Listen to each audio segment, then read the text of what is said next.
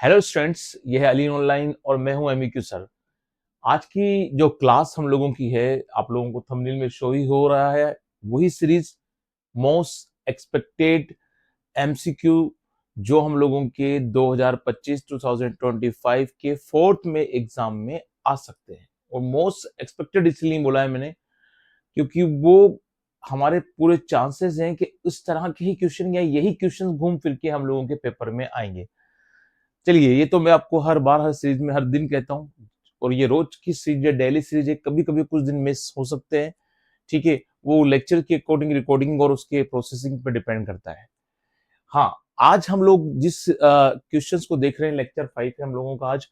और हम इससे पहले क्लास 11 की यूनिट फर्स्ट कंप्लीट कर चुके हैं, क्लासिफिकेशन वाली, जिसमें हम लोगों ने अलग अलग तरह से कुछ टोटल नंबर ऑफ क्वेश्चन देखे थे, 10, 15 एंड 20। तो टोटल हम लोगों ने उस फर्स्ट यूनिट को कवर करने के लिए हम लोगों ने 10 और 15, 25 और देन 20, हमने 45 क्वेश्चन देखे थे। और वो 9 क्वेश्चन जो हम लोगों के आएंगे यूनिट फर्स्ट से, यानी एवरेज रहेगा कि नीट में 2025 में 9 से 10 क्वेश्चन आएंगे। और 9 से 10 क्वेश्चन के लिए हमने 45 एक्सपेक्टेड क्वेश्चन दिए, क्योंकि वो यूनिट ऐसी थी जिसमें हम लोगों को कहीं पर भी कोई भी कमी नहीं छोड़नी थी, और हमने नहीं छोड़ी है। तो उन 45 क्वेश्चंस को जाकर आप जरूर देखें, जो हम लोगों के 3 चैप्टर को कवर कर रही है, 3 चैप्टर्स को कवर कर रही है। ठीक है, तो वो आपको मालूम होना चाहिए कि कौन कौन से किस किस तरह से वो कवर होगा। अब नेक्स्ट काम पर हम आते हैं आज, और वो है हम लोगों का रिलेटेड मॉर्फोलॉजी एंड अनाटोमी से।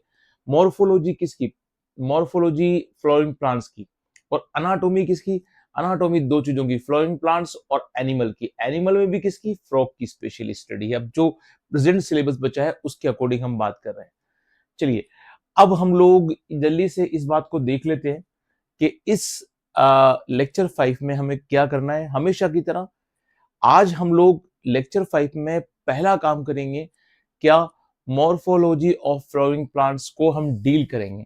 एक बात और जिसको हम लोग डील करें उससे पहले, ठीक है, हाँ, कुछ डिस्कस करना बहुत जरूरी है। और फर्स्ट पॉइंट, जो क्योंकि बच्चे तैयारी करके जा रहे हैं, बहुत क्रुशियल टाइम इस क्लास को दे रहे हैं, जितने भी बच्चे देख रहे हैं, मैंने आपको पहले भी कहा था।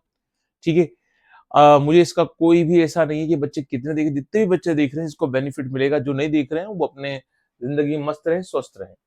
चलिए, अब हम लोगों को क्या बात ध्यान देनी है कि सबसे पहली बात कि यूनिट सेकंड जो है हम लोगों के सिलेबस की,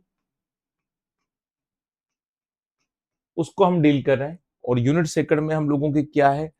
हम लोगों के स्ट्रक्चरल ऑर्गेनाइजेशन है प्लांट और एनिमल का, यानी मॉर्फोलॉजी और अनाटोमी है। इस यूनिट में एवरेज 9 क्वेश्चन आने के चांसेस है, 10 भी आ सकते हैं 90 क्वेश्चंस में से। ठीक है, और ये कंफर्म चांसेस हैं कि जो हमारा फर्स्ट चैप्टर है, यानी चैप्टर नंबर जो 4 है ना, हम तो फर्स्ट ही बोल देते हैं। इस यूनिट का जो फर्स्ट चैप्टर है उसमें क्या होता है? Morphology of flowering plant. Morphology of flowering plant. तो जो फ्लोरिंग प्लांट है उनकी जो मॉर्फोलॉजी है उससे रिलेटेड क्वेश्चंस आने के चांस रहेंगे आप लोगों के 3 क्वेश्चंस। ठीक है, 3 to 4 क्वेश्चन के जनरली इसमें चांस रहते हैं, तो 3 क्वेश्चंस के चांस ज्यादा बनेंगे इसमें से। 3 to 4 क्वेश्चंस मॉर्फोलॉजी से रिलेटेड आएंगे। नेक्स्ट 3 to 4 क्वेश्चन जो होंगे हम लोगों के, ठीक है, वो आएंगे हम लोगों के किससे? अनाटोमी, यानी internal structure of flowering plant. ठीक है, एक क्वेश्चन, 3 से 4 क्वेश्चन यहां से आने के चांस है, और 1 से 2 क्वेश्चन आने के चांस रहेंगे हम लोगों के किससे? अनाटोमी ऑफ एनिमल, जिसमें अब हम लोगों के ओनली क्या बचा है? फ्रॉग। किसकी स्टडी है? ओनली फ्रॉग की स्टडी है। तो 1 से 2 क्वेश्चंस आने के चांस यहां से रहेंगे। चलिए, ये तो प्लानिंग हो गई कितने क्वेश्चन आएंगे। तो ये बात आपको ध्यान रखना है कि इस टोटल जो सीरीज है इसमें इस 3 चैप्टर, इसमें 3 चैप्टर्स इसमें है, जिसमें से जो आप लोगों का अनाटोमी ऑफ फ्लोइंग प्लांट है उससे 3 से 4 क्वेश्चन। देन जो हम लोगों का है मॉर्फोलॉजी ऑफ फ्लोइंग प्लांट, उसमें 3 से 4 क्वेश्चन, और एक लास्ट जो है हम लोगों का एनाटॉमी या स्ट्रक्चरल ऑर्गेनाइजेशन, इस नाम से भी है unit, structural organisation of plant और एनिमल्स।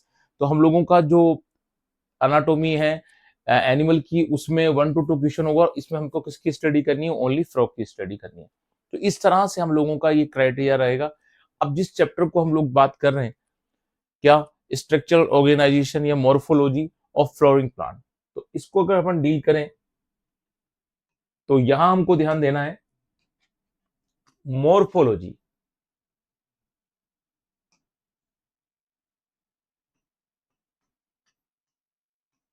मॉर्फोलॉजी ऑफ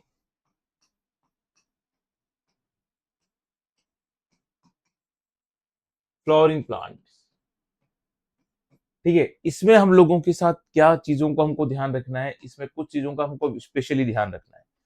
और वो कौन कौन सी चीजें हैं? सबसे पहली बात, आप लोगों को इसके एमसीक्यू क्वेश्चन डील करने से सबसे पहले इसके पूरे चैप्टर का आपको आइडिया होना चाहिए कि मॉर्फोलॉजी में हमको रूट, स्टेम, ठीक है, लीव्स, एक तो इनके बारे में बहुत शॉर्ट शॉर्ट दे रखा है, ज्यादा नहीं दे रखा, कौन सी रूट्स होती है, एडवेंटेज क्या होती है, फिब्रस क्या होती है, टैप रूट्स क्या होती हैं, उनके एग्जाम्पल्स सबके, ठीक है। उसके बाद flower, then fruit, then seed, ठीक है। उसके साथ कुछ चीजें जैसे फ्लावर के साथ इनफ्लोरेसेंस, ठीक है, और उसी के साथ इसके रिप्रोडक्टिव पार्ट में स्टेमन, कार्पल, ठीक है। इसके बारे में हल्की से हमको आइडिया होना चाहिए, है ना। और फ्लावर से रिलेटेड जो टेक्निकल टर्म्स हैं वो हमको मालूम होना चाहिए कि वो कौन कौन सी होती हैं। उसके बाद हम लोगों को फ्रूट इतना दे नहीं रखा है, ड्रूप दे रखा है, जिसमें हमको मैंगो और कोकोनट की बात की गई है, दोनों को से रिलेटेड बात की गई है। पार्थेनोकार्पी दे रखी है, ठीक है। सीड की स्ट्रक्चर, मोनोकोट डाइकोट सीड्स किससे होते हैं, एम्ब्रियो क्या होता है, उनके वर्ड्स कौन कौन से हैं, एंडोस्पर्मिक नॉन एंडोस्पर्मिक सीड क्या है, ये एक आइडिया हमको पूरा होना चाहिए। और लास्ट जो टॉपिक है हम लोगों का वो कौन सा है, एक सोलेनेसी फैमिली दे रखी है। और सोलेनेसी से रिलेटेड आप लोगों को जितनी भी टेक्निकल टर्म है, कुर्सी फेरी भी दे रखी है, लेकिन कुर्सी फेरी में ओनली डायरेक्टली क्या बना रखा है, फ्लावर फॉर्मूला बना रखा है, एक फ्लावर डायग्राम बना रखा है, और टेक्निकल टर्म्स दे रखी हैं जो टेक्सोनोमी के फैमिली ग्रुप के साथ रिलेट करती हैं। अब इसमें मेन प्रॉब्लम क्या है, जहां बच्चों के नंबर जाने के चांस होते हैं, मार्क्स जाने के चांस होते हैं, गलतियां होने के चांस होते हैं। इसमें आपको जब भी स्टडी करनी है तो थोड़ी स्मार्ट वे में करनी है। यहां आप लोगों को एक तो डिस्क्रिप्टिव पार्ट हो गया, हर बच्चा उसको ध्यान देगा सही। अगर ये डिस्क्रिप्टिव पार्ट आपका कंसेप्चुअल है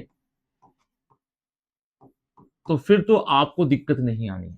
यानी root, stem, leaf, flower, root, seed and fruit, और ये जो फैमिली ग्रुप्स हैं उनके बारे में अगर आपको कंसेप्चुअल मालूम है फिर तो वेरी गुड। आप उसके बाद दूसरा पार्ट होता है एग्जाम्पल। सबसे ज्यादा बच्चे को गलती यहीं से होगी कि हर एक के एग्जाम्पल से रिलेटेड क्वेश्चन आएंगे, चाहे वो क्रॉस मैचिंग वाले हों, चाहे स्टेटमेंट वाले हों, या किसी भी तरह के क्वेश्चन हो। एग्जाम्पल्स याद रखना टेढ़ी खीर होती है, जिसमें एग्जाम्पल वही बच्चा याद रखेगा जिसकी स्टडी इस चैप्टर में कंसेप्चुअल है, कंसेप्चुअल के साथ इजी गोइंग में एग्जाम्पल याद रह जाएंगे। लेकिन कोई बच्चा अगर रट्टा मारो रट्टा कर रहा है तो उसको चांस होते हैं कि वो जाएगा, उसके क्वेश्चन में एग्जाम के दिन स्लिपिंग होंगे, फिर वो 90 क्वेश्चन का जो टारगेट है ना हमारा, बोलना बड़ा आसान है कि यार 90 में से 90 सही हो जाएंगे, लेकिन यहाँ फिर वो लॉस कर जाएगा। तो इसलिए मोस्ट एक्सपेक्टेड एमसीक्यू क्वेश्चन पहले मेरा सजेशन है कि आप इसे कंसेप्चुअल तैयार करें, किसी चक्कर में रट्टा मार रट्टा ना करें। और अगर रट्टा मार रट्टा कर रहे हैं, ओनली एग्जाम्पल पे कर सकते हैं, वो भी आपके रूम में उनकी जो है टैग होना चाहिए अलग अलग, वो अलग अलग जगह टैग कर देंगे भैया ये रूट के एग्जाम्पल, ये फ्रूट के एग्जाम्पल, ये तो इसमें एग्जाम्पल्स बहुत सारे हैं जो आप लोगों के इधर से उधर जाने के चांस रहेंगे। तो मुझे उम्मीद है कि आप ये गलती नहीं करोगे। अब अगर आपने ये चीजों को समझ लिया है और इस चैप्टर की जो टैक्टिस है वो आपको समझ में आ गई है, तो फिर तो कोई दिक्कत नहीं है। अब मैं बिल्कुल आपको मोस्ट एक्सपेक्टेड एमसीक्यू क्वेश्चन ले सकता हूं, जो मैंने 15 क्वेश्चन सेलेक्ट किए हैं इस चैप्टर से, और आपको मैं फिर बोल रहा हूं वो क्वेश्चंस आपको मिलेंगे, क्योंकि मैं हर तरह का क्वेश्चन जो आ सकता है वो कवर कर लिया है, ठीक है। अब हम लोग वन बाई वन उन क्वेश्चन को डील करते हैं बच्चों।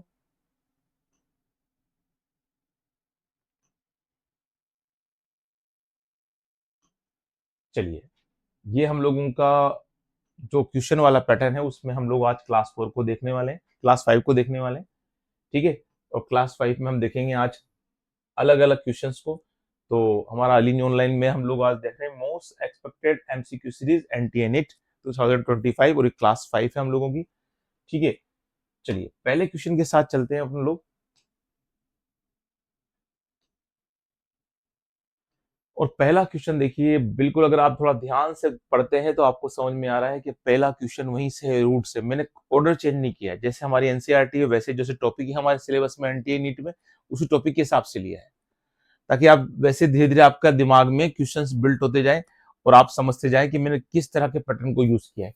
अब देखिए पहला क्वेश्चन है, और पहला क्वेश्चन है find out incorrect match. Incorrect match में आपको 3 तो करेक्ट है, एक इनकरेक्ट है, उसे फाइंड आउट करना है। चलिए पहले क्वेश्चन को देखते हैं। फिब्रस रूट पी में होती है।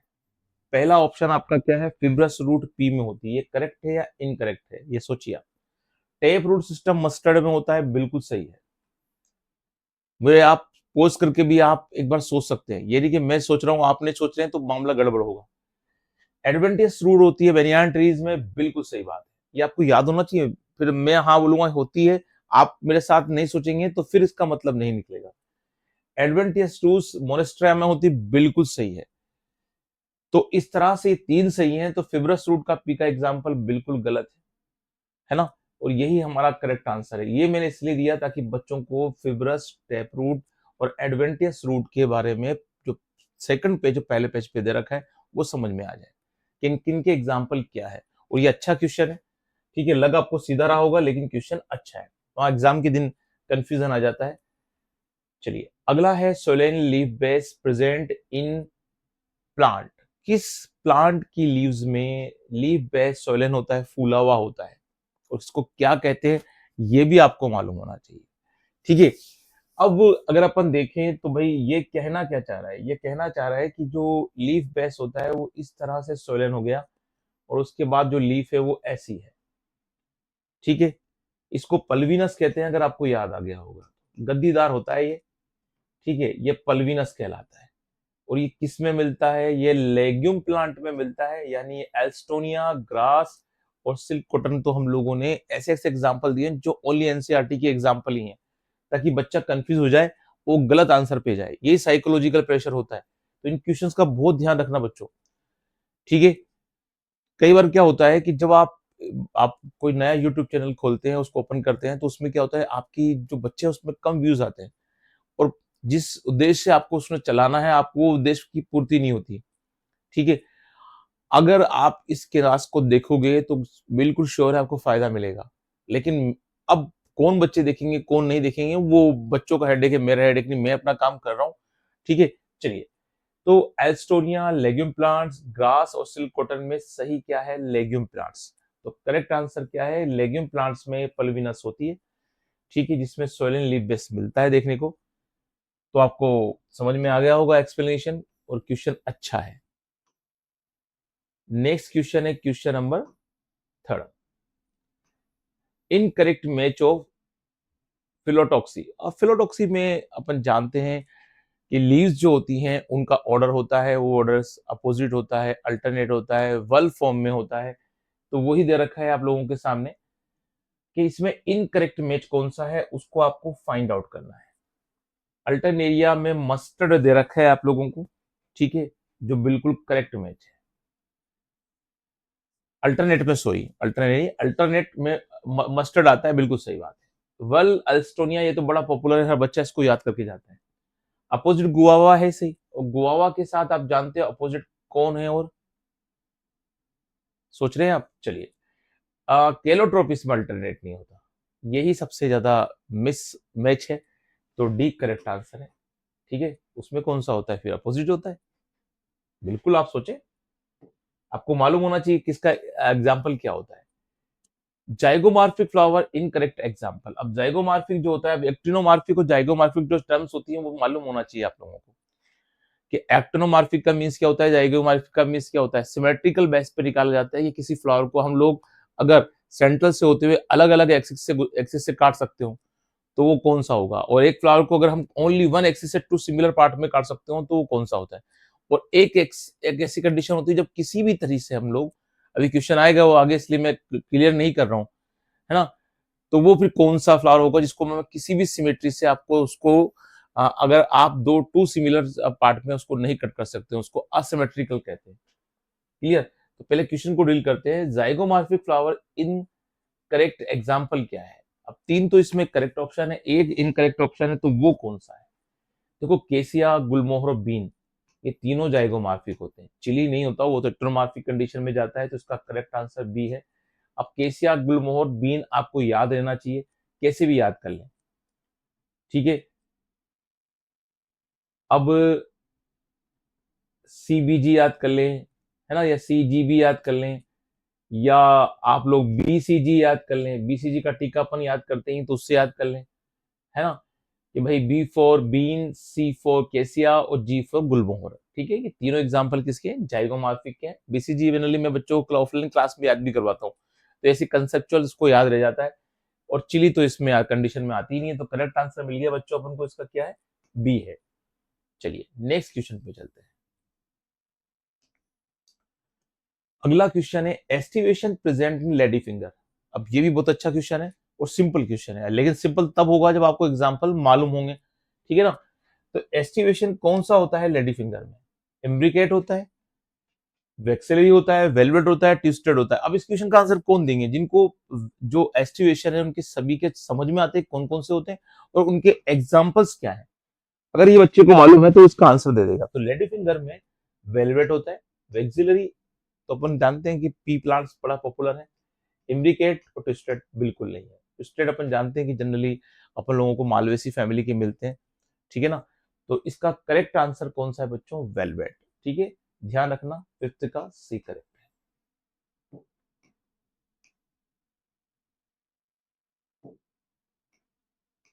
चलिए क्वेश्चन नंबर 6 देखते हैं, एपिपेटलस कंडीशन प्रेजेंट इन। अब एपिपेटलस का मतलब मालूम होना चाहिए कि एपिपेटलस का मीन्स क्या होता है, ठीक है। तब अगर आपको मालूम है तो फिर आंसर तक पहुंचने में आपको दिक्कत नहीं आएगी। चाइना रोज में बिल्कुल नहीं होता एपिपेटलस,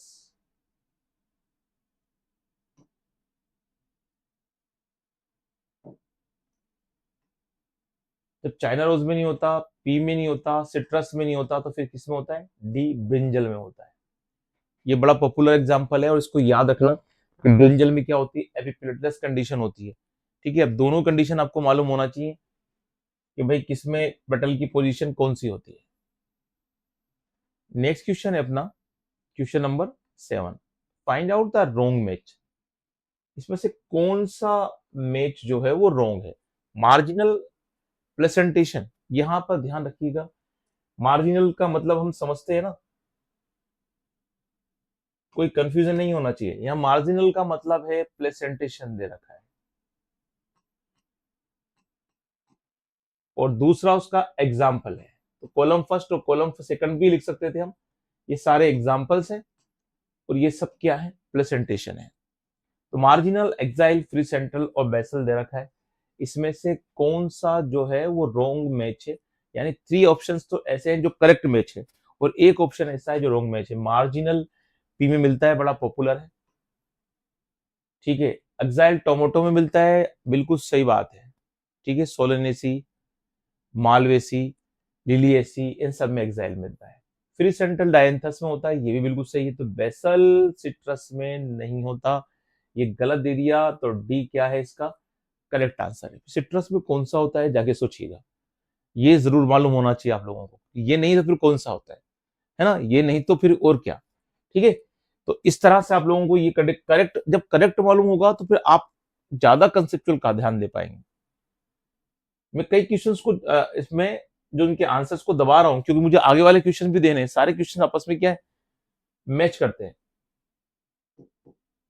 चलिए नेक्स्ट क्वेश्चन पे आते हैं, एंडोस्पर्मस सीट। अपन जानते हैं नॉन एंडोस्पर्मस और एंडोस्पर्मस दो टाइप के सीट होते हैं, ठीक है। अब हमारा देखना है कि कौन सा एंडोस्पर्मस सीड है, यानी 3 सीड ऐसे हैं जो नॉन एंडोस्पर्मस है। पी अपन जानते हैं कि नॉन एंडोस्पर्मस है, ठीक है।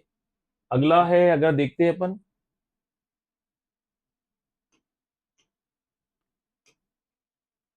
चलिए कुछ टेक्निकल प्रॉब्लम थी। अपन जानते हैं कि जो अपना पी है वो नॉन एंडोस्पर्मस है, ग्राम भी है, बीन भी है, तो फिर कौन बचता है, केस्टर। तो ये तो आप जानते हैं कि जो पीजीबी है वो सब क्या है, एंडोस्पर्मस है। नॉन एंडोस्पर्मस में अपना केस्टर आता है। और ये एग्जाम्पल बड़ा पॉपुलर सा भी है, बच्चों को याद रहता है इसमें। इसमें कोई बात नहीं, सीधा क्वेश्चन था, लेकिन एग्जाम्पल बेस्ड क्वेश्चन है। आप देख रहे होंगे एग्जाम्पल बेस्ड क्वेश्चन ज्यादा है, ठीक है। क्वेश्चन नंबर 9 पे आते हैं। Find out the incorrect match. इसमें से कौन सा इनकरेक्ट मैच है।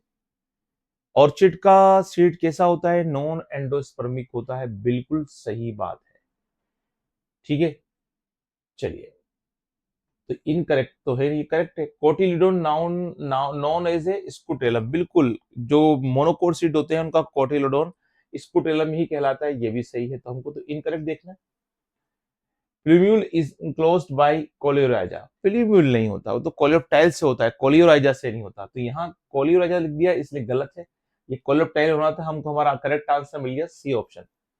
मैंगो ड्रूप फ्रूट है, बिल्कुल सही बात है, मैंगो ड्रूप ही होता है। तो इस तरह से अपना करेक्ट आंसर कौन सा है, ऑप्शन सी। चलिए नेक्स्ट क्वेश्चन देखते हैं। Question number 10, not correct about Solanaceae. तो सोलेनेसी फैमिली हमारे सिलेबस में है, तो सोलेनेसी फैमिली से रिलेटेड क्रूसीफेरी भी है, लेकिन इनडायरेक्टली वो दे रखी है अंदर की तरफ, जहां उसमें टेक्निकल टर्म्स दे रखी है। तो क्वेश्चन को डील करते हैं। Not correct about solanaceae, rarely pinnately compound leaves, berry fruit present, 5 petals, tricarpellary and swollen placenta, ठीक है, एपीपेटलस एंड्रोशियम। अब आप देखिए कि क्या कंडीशन इसमें रोंग है। एक चीज है जो इसमें थोड़ी सी गलत दे रखी है, वहीं से अपना आंसर अपन को मिल जाएगा। देखो क्या है, अच्छी तरह ध्यान दें, बहुत मामूली सा माइन्यूट गलत इसमें कर रखा है। चलो अब मैं बताता हूं इसका आंसर क्या है। देखो, पहली कंडीशन तो ये है कि भाई रेयरली पेनिट्री कंपाउंड लीज होती है, बिल्कुल सही है, ये सोलेनेसी का करेक्टर है। तो इनकरेक्ट देखना है हमको। तो बेरी फ्रूट होता है, बिल्कुल सही है। एल्पेटलस एंड्रोशियम होता है, ये भी बिल्कुल सही है। 5 पेटल्स होते हैं, बिल्कुल सही है। सोलन प्लेसेंटा होता है, ये ट्राई कार्पली गलत दे दिया है ना। कार्पल का नंबर 3 गलत दे दिया, 5 कार्पल, सब कुछ 5 है, तो ये ट्राई कार्पली गलत दे दिया। इससे क्या हुआ, ये सी स्टेटमेंट सही होते हुए भी दो चीज तो सही थी, ट्राई कार्पली गलत था। तो इससे क्या हुआ, अपना ऑप्शन रॉन्ग हो गया। और जो ऑप्शन रॉन्ग है, इनकरेक्ट है, वो कौन सा है, सी है। अब देखो, इतनी सी चीज को चेंज किया गया, बच्चे का ध्यान ही ज्यादा ट्राई कार्पल पे, वो सोचता सब तो सही है, तो 4 ऑप्शन सही है, मैं तो उसको देखूंगा कि तो गलत दे दिया, ऑप्शन ही सब इसके गलत सही है ना। तो इस तरह से गलती हो जाती है, सिली चीज देकर उसने आपको उलझाया, मैंने उलझाया आप लोगों को हल्का सा देकर, है ना। तो एग्जाम में जब आप जा रहे हैं और तैयारी कर रहे हैं, तो उसमें मेंटल प्रेशर होता है। और मेंटल प्रेशर में क्या होता है, बच्चा सोचता ही नहीं कि कौन से ऑप्शन को मैं देखूं। तो ये सारे क्वेश्चन आपको लग रहे होंगे अभी अब सही सही, एग्जामिनेशन हॉल में ये क्वेश्चन हार्ड लगते हैं, ठीक है। वहां की मेंटेलिटी होती है, वो साइकोलॉजिकल ऐसी होती है कि बच्चा सोचता है कि ये तो हार्ड क्वेश्चन है। अब ये क्वेश्चन देखो कितना पॉपुलर है। कील is the characteristic feature of flower, किसका ये है करेक्टरिस्टिक कंडीशन है, टोमेटो की बिल्कुल नहीं है। अगर आप सोच के बोलते हैं तो बिल्कुल नहीं है। ट्यूलिप की नहीं है, एलोई की नहीं है, इसका इंडिगोफोरा, बिल्कुल इंडिगोफेरा बिल्कुल सही आंसर है, करेक्ट, बिल्कुल सीधा क्वेश्चन है। कील सबको मालूम होता है कि इंडिगोफेरा, इंडिगो जो होता है इंडिगोफेरा में इसमें मिलता है आपको ये फ्लावर। चलिए, पेरीगाइनस अगला क्वेश्चन देते हैं। Perigynous flower are found in. अब पेरीगाइनस कंडीशन किस में होती है, चाइना रोज में होती है, रोज में होती है, गुआवा में होती है, कुकुम्बर। सोचिए, अच्छा क्वेश्चन है जो आपको मालूम होना ही चाहिए। अब ये भी बहुत अंदर का छुपा हुआ क्वेश्चन है, बच्चों को अगर वो याद करके जाते हैं तो फिर तो बढ़िया है। चाइना रोज तो बिल्कुल नहीं है भाई,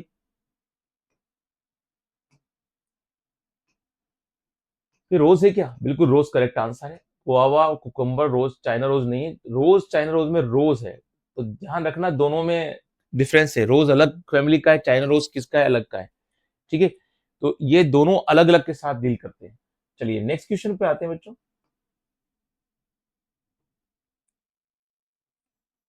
बस 3 क्वेश्चंस और हैं, और ये सारे क्वेश्चन अच्छे हैं। Inferior ovary not present in, अब किस में इंफीरियर ओवरी नहीं मिलती है? सोचे इसके लिए भी आप। पहला है प्लम, दूसरा है कुकुम्बर, तीसरा फ्लोरेट ऑफ सनफ्लावर, चौथा है गुआवा। ये अलग अलग तरह से आपको ऑप्शन दिए गए हैं। अब देखिए पहला जो ऑप्शन है cucumber, floret of sunflower, guava, तीनों ऐसे एग्जाम्पल है जिनमें इंफीरियर ओवरी होती है। ठीक है, तीनों में मिलती है, सनफ्लावर, गुआवा और कुकुम्बर में मिलती है। तो हमको ध्यान रखना है किस में नहीं होती, प्लम में नहीं होती है। तो ये तीनों तो अपन को याद रह जाएंगे, तो अपने आप प्लम अपन को याद रहता है, प्लम तो अलग से दिया गया है। तो इसका करेक्ट आंसर क्या है बच्चों? Option A. तो मुझे उम्मीद है आप इन क्वेश्चन पे बड़े ध्यान से देख रहे हैं, और ये सारे स्टेटमेंट वाले, ये सारे क्वेश्चन ऐसे हैं कि जिनको कंडीशन मालूम होती है, एग्जाम्पल्स मालूम होते हैं, तो बच्चे आराम से कर लेंगे। चलिए अगले क्वेश्चन को डील करते हैं, question number 14, correct statement for केना फ्लावर। दो केना को मैंने अभी तक छुपा रखा था, अब मुझे लगा था केना से क्वेश्चन बनाना बहुत जरूरी है, और हम जानते हैं केना अपने आप में बड़ा पॉपुलर है, ना वो एक्टिनोमार्फिक है, ना वो जाइगोमार्फिक है, ना ट्राइमेरस है, सीधा असिमेट्रिकल के नाम से केना बड़ा पॉपुलर है। तो उम्मीद है कि आपको सीधी सीधा स्टेटमेंट मालूम होगा केना की कंडीशन क्या होती है। बस यही हमको ध्यान रखना है। नेक्स्ट और लास्ट क्वेश्चन पे आते हैं, और लास्ट क्वेश्चन क्या है बच्चों? Correct statement for mango fruit. अब मैंगो फ्रूट से रिलेटेड क्वेश्चन देना जरूरी था, या तो फिर कोकोनट से आता या मैंगो फ्रूट से आता। Edible part only mesocarp. पहला स्टेटमेंट है कि इसका जो मीजोकार्प होता है वो एडिबल होता है। Edible part both mesocarp and endocarp दोनों ही एडिबल होते हैं। मीजोकार्प इस डेवलप फ्रॉम, ये जो होता है mango develop from monocarpellary superior ovary. और फिर है अगला ऑप्शन जो है हम लोगों का, मीजोकार्प इज फिब्रस। तो करेक्ट स्टेटमेंट क्या है वो आपको देखना है इससे रिलेटेड। ठीक है, बढ़ते हैं आगे। तो अब देखो इसमें कंडीशन क्या दे रखी है। पहला option edible part only mesocarp, ये बिल्कुल सही है हम लोगों का। ठीक है, कि इसका मीजोकार्प जो होता है वो इडेबल होता है। Edible part both mesocarp endocarp, बिल्कुल गलत बात है। ठीक है, डेवलप फ्रॉम मोनोकार्पली सुपीरियर ओवरी, बिल्कुल सही बात है, मोनोकार्पियल सुपीरियर ओवरी से होता है। और अगला है mesocarp is fibrous. Mesocarp is fibrous नहीं रे भाई, ये तो हमको कहाँ मिलती है मीजोकार्प फिब्रस? कोकोनट में मिलती है। अब देखो तो इसका करेक्ट आंसर क्या है, 2 और 3, और 2 और 3 तो हमको किसी ऑप्शन में मिल ही नहीं रहा। बोनस मार्क्स मिल जाएंगे, हमारे टाइपराइटर भैया ने इस ऑप्शन में गलती कर दी, इनको यहाँ 3 देना था। तो अगर 2 और 3 इसमें मान लेते हैं तो करेक्ट आंसर कौन सा हो जाएगा, 2 3। बी ऑप्शन में उनको 2 3 बना था, वो 2 4 बना गए, कोई बात नहीं, हमें तो आंसर मालूम है, तो वहां ऐसी मिस्टेक नहीं होगी। तो 2 और 3 इसका करेक्ट आंसर है। तो मीजोकार्प फिब्रस रॉन्ग है। ठीक है, और एडिबल पार्ट मीजोकार्प एंडोकार्प ये रॉन्ग है। तो सही स्टेटमेंट कौन सा है, 1 और 4। तो 1 एंड 4, 1 और 4 तो किसी में नहीं दे रखा ना, तो डी में करना था हमको यार 1 एंड 4, यार डी में 1 3 कर दिया ना। एक मिनट, सही तो है यार, एक मिनट मैं इसको आपको गलत देख रहा हूँ। डी ऑप्शंस में अपना 1 भी सही हो और 3 भी सही है। ठीक है, मिल गया हमको करेक्ट आंसर, मेरा थोड़ा ध्यान भटक गया था।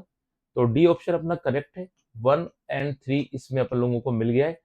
एडिबल पार्ट ओनली मीजोकार्प, और कौन सा ये एडिबल पार्ट विजिबल का, और ये तीसरा क्या, डेवलप फ्रॉम मोनोकार्पेट सुपीरियर ओवरी। तो डी अपन का करेक्ट आंसर है, डी में मिल गया 1 और 3। ठीक है, तो इस तरह से अपन को करेक्ट ऑप्शन मिल गया। थोड़ा सा मैंने ऑप्शन पर ध्यान दिया नहीं था मैंने। तो आप लोग ये ध्यान दें कि सारे क्वेश्चन जो 15 क्वेश्चन मैंने इसमें लिए हैं वो सारे इंपॉर्टेंट क्वेश्चन है, और आपको पूरी उम्मीद है मुझे आपसे कि इन क्वेश्चंस की आप लोग अच्छी प्रैक्टिस करेंगे।